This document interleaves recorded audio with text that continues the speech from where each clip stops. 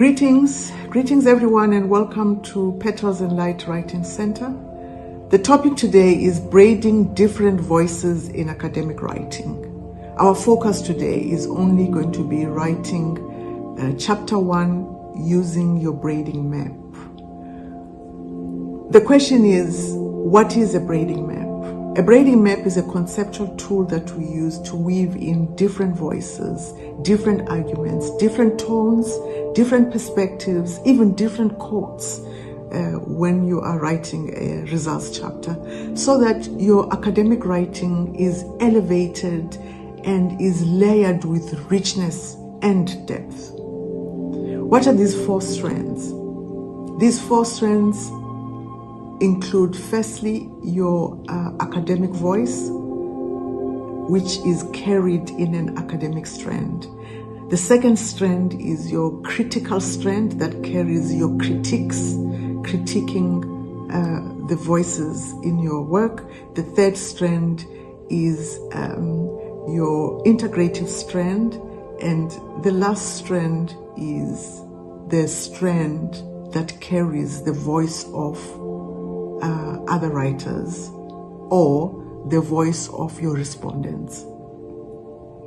How do you use it in writing chapter 1? Chapter 1, like any chapter, must start with the purpose of that chapter. And usually the purpose of chapter 1 is to set up the research problem, the significance of the study, and your central argument or your thesis statement.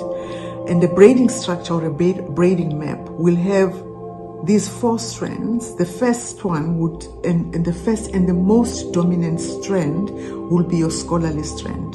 This is where you are writing about what other theorists have said, what other authors have said about your topic. For instance, you might say recent studies in organizational behavior have shown that there is a high turnover behavior of Generation X employees in public sector institutions, and you provide citations for that.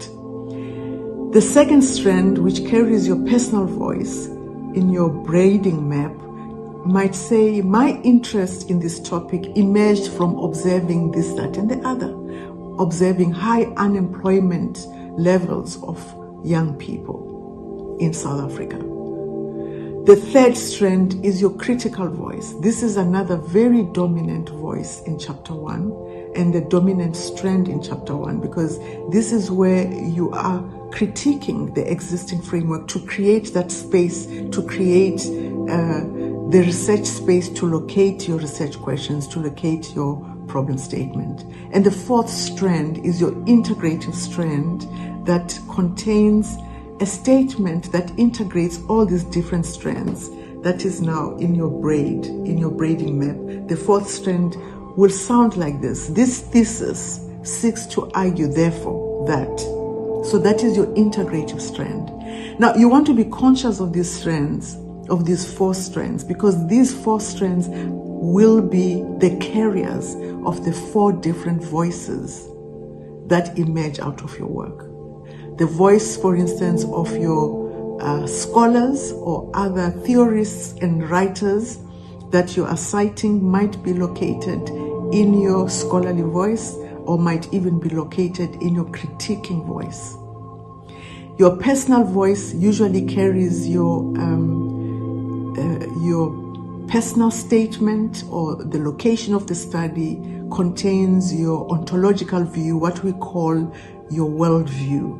And this worldview is what should connect the personal voice throughout your work in chapter 1, in chapter 2, in chapter 3, chapter 4, and your conclusion chapter.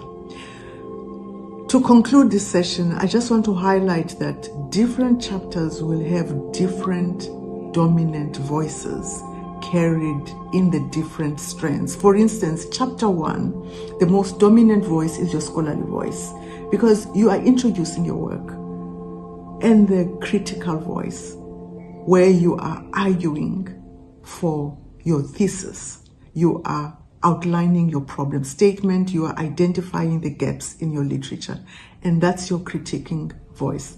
Of course, Chapter 1 must contain your personal voice, the personal strand, because you want to locate the study from your lived experience, from your philosophical viewpoint, your worldview. And that personal voice is not dominant yet, because you're only introducing your work in chapter 1. Let's pause there for now. See you next week as we explore this topic further. All the best.